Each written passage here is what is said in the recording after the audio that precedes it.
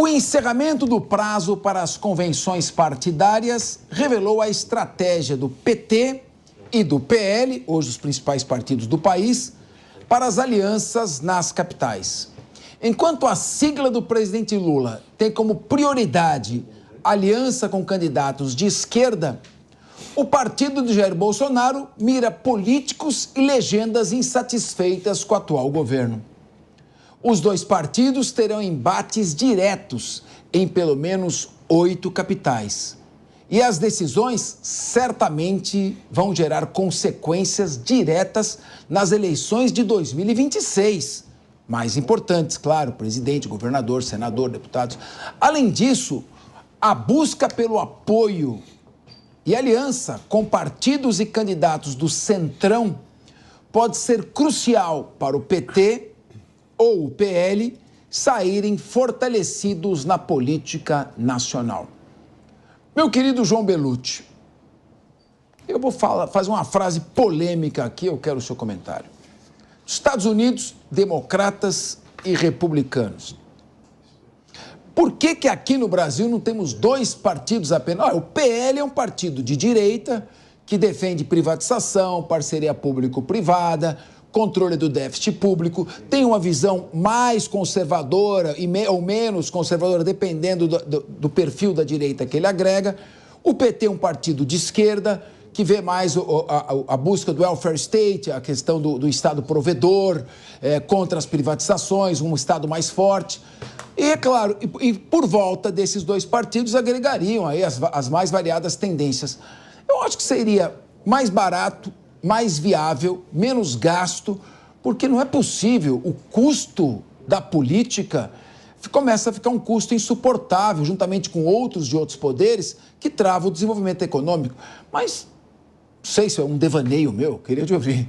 Não, pois é, Capês, seria interessante, porque a democracia norte-americana ela é muito mais amadurecida que a brasileira. E dentro do próprio Partido Democrata, nos Estados Unidos, você tem vários espectros da esquerda, no Republicanos, vários espectros da direita.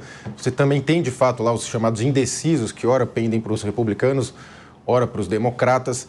Aqui o sistema partidário brasileiro, ele é multipartidário, né? São muitos partidos. E nós tivemos reformas eleitorais recentes com a ideia de acabar com esse multipartidarismo. Mas o que ela criou, na verdade, foram alguns feudos partidários ainda mais fortalecidos. Fortaleceu os chamados donos desses partidos. Hoje você tem, por exemplo, o União Brasil, que é um partido que eu não sei definir se ele é de direita ou de esquerda. Você tem o PSD, do grande articulador político aí do Brasil, Kassab. Eu também não sei dizer se ele é de esquerda ou de direita, porque ele coliga com todo mundo. Eles passaram na frente do antigo MDB, que fazia isso. O MDB...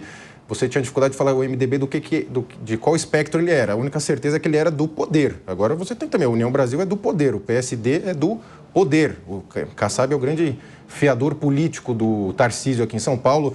Vira e mexe tem umas rusgas com o Bolsonaro, com o Valdemar Costa Neto, que é o presidente do PL. Então a gente tem uma confusão partidária muito grande, mas o que eu vejo é que a direita não tem um partido para chamar de seu. Ela estava no PL, no PSL, quando o Bolsonaro ganhou a eleição. O Bolsonaro ficou alguns anos sendo presidente Bolsonaro sem partido, que ele tentou fundar o seu partido, não teve êxito. Aí depois, agora ele foi para o PL, o PL mudou de nome também, ele era PL, virou PR e voltou a ser PL. E o PL já teve a vice-presidência do Lula, para você ver como é uma coisa muito confusa. Eles falam muito de ideologia, mas na prática acabam todos articulando em conjunto. E a se lamentar também, né, o nosso sistema partidário e eleitoral, que deveria ser reformado, lógico, né? Mandatos de 8 anos para senador é lamentável. Eu acho que a eleição devia ser separada, acho que devia ter as chamadas middle terms, igual tem nos Estados Unidos, no meio do mandato você poder renovar o Congresso, tanto municipal quanto estadual e federal.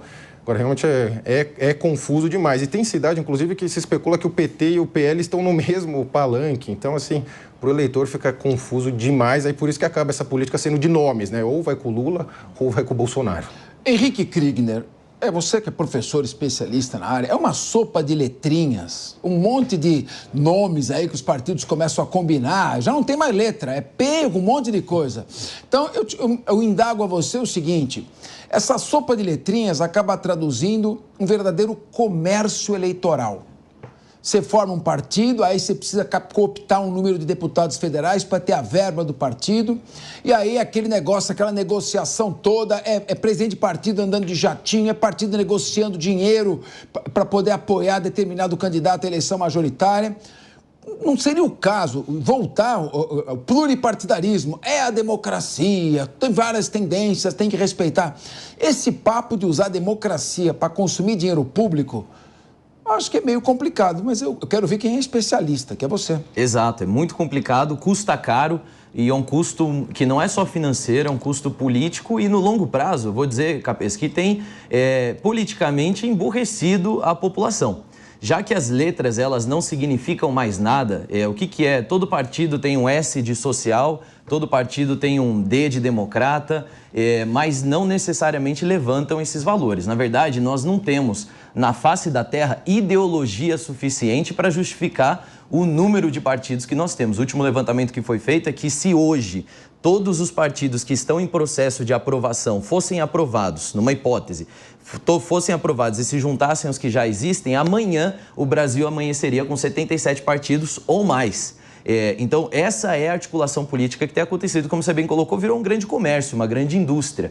E uma das maneiras da gente diluir esses poderes concentrados nos grandes caciques partidários, como o João colocou, é justamente a gente permitindo as candidaturas independentes. Esse é um dos caminhos que eu defendo muito no Brasil, de que a gente venha permitir com que cidadãos que possam justificar, comprovar uma relevância social e uma articulação mínima, básica, política para um pleito eleitoral, eles possam se candidatar também sem ter que se aliar a um partido político. Isso viabilizaria inúmeras participações de cidadãos que são empresários ou que têm uma carreira em diferentes lugares, que têm boas ideias, que têm um bom traquejo político também, mas que não querem se sujar no sistema partidário, que a gente sabe que, além de sujo, é traiçoeiro. Isso traria mais gente boa para dentro da política.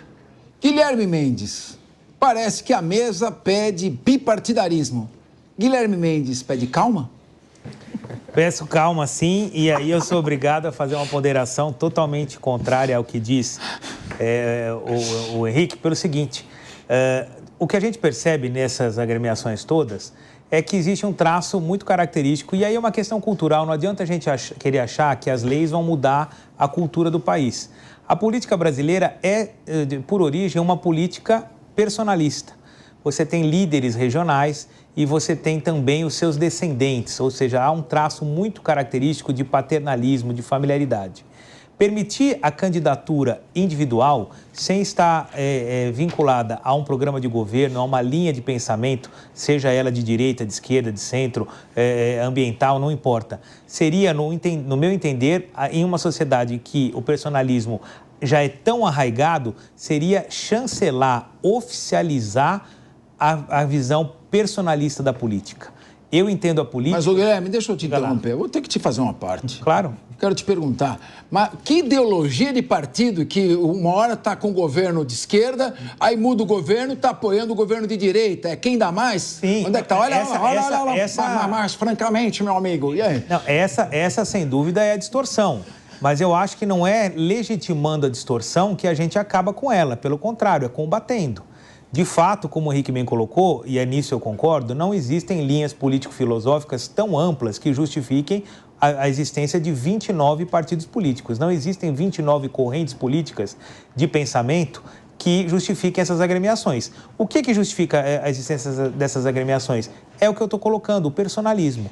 Um determinado líder que tem uma determinada influência resolve fundar um partido porque sabe que ali ele vai ter acesso a uma série de benesses do Estado e não só do Estado, sobretudo na sua região. Então, acho que talvez a gente tenha que pensar um pouco mais na educação política. Concordo, eu acho que é o ponto. Isso é importante. Agora, Henrique Kriegner... Isso não foi falado. Eu concordo com o Guilherme. Henrique, só para fazer uma pergunta, eu quero que você fale isso, porque o Guilherme acho que tocou num ponto legal. Muito importante. Acho que você foi importante nisso.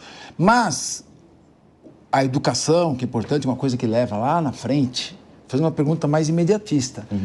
O estudo do Instituto de Matemática Pura e Aplicada, chama INPA, reuniu dados de 35 nações, professor, entre 2012 e 2020.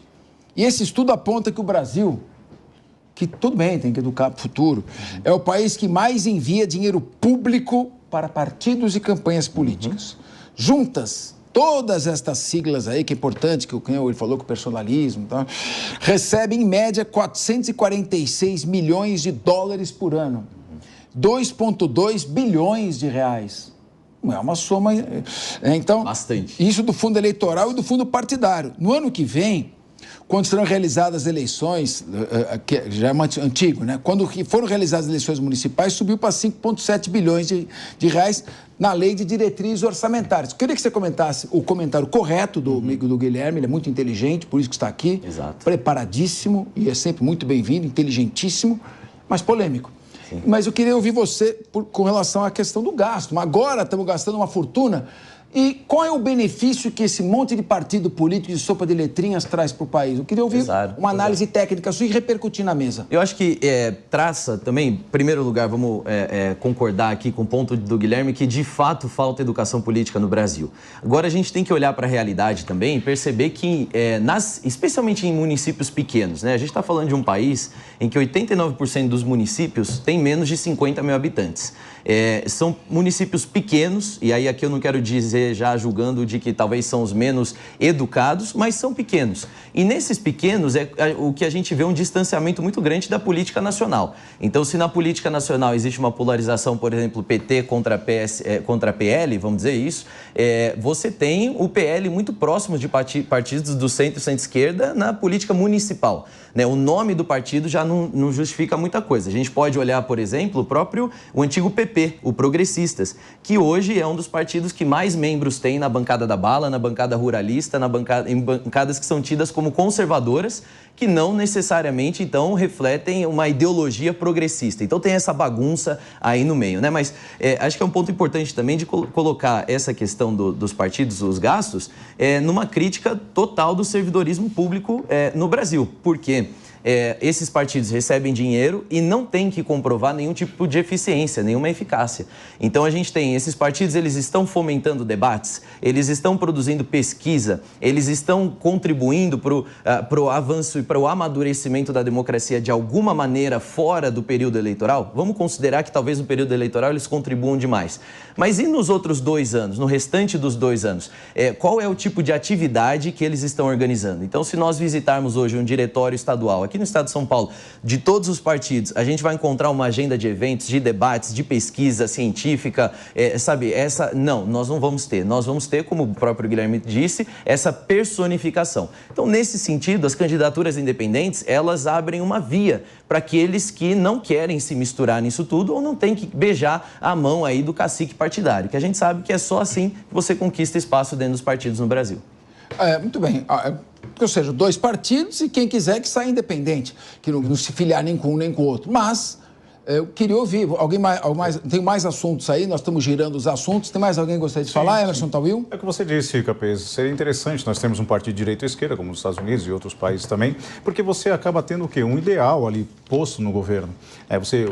O presidente, o vice-presidente da República, todos têm a mesma linhagem ideológica. Aqui no país, o idealismo acho que passa distante, né? Passa a passos largos dos interesses sociais, porque eu não acredito que exista um idealismo, né? Existe, do meu ponto de vista, alianças e interesses.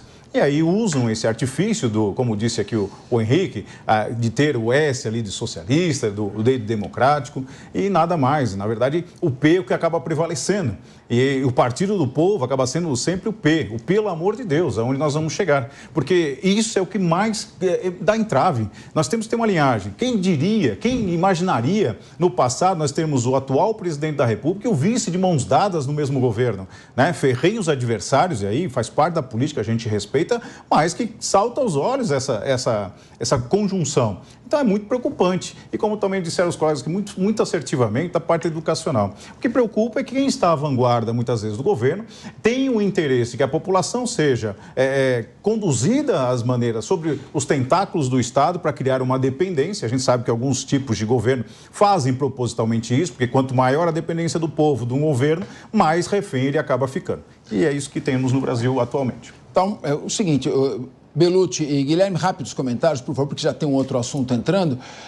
Tudo bem, nós não podemos dizer que o fisiologismo deveria pautar as nossas análises. Mas acontece que o sistema favorece o fisiologismo. Então, é preciso atuar preventivamente. Guilherme Belucci, depois Guilherme Mendes, por favor. Vocês estão corretos, não só pontuar corretamente que essa questão da educação realmente é fundamental. A gente devia ter educação financeira, educação, constituição nas escolas, né? Todo esse sistema jurídico devia estar mais palatável para a população, mas infelizmente a gente acaba aprendendo Paulo Freire e a cultura vitimista. Muito bem.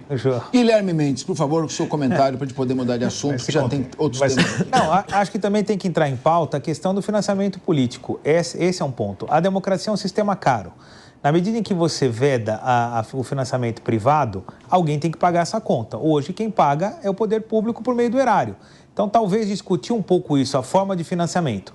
E a gente pega aí, você citou os dados, né, Capês, de 2 bilhões. Se nós formos fazer um comparativo, nós vimos agora, o último final de semana, as doações americanas. 179 milhões para um, 140 milhões para outro, isso só na última semana. Somando aí 9 fora, são 350 milhões de dólares. Vezes 6, nós já estamos falando dos 2 bilhões. Isso em uma semana. A eleição americana vai custar 5 ou 6 vezes esse valor. Então, será que a eleição brasileira com 2 bilhões é tão cara assim?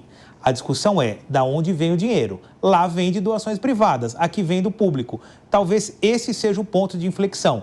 Não propriamente o quanto custa a eleição.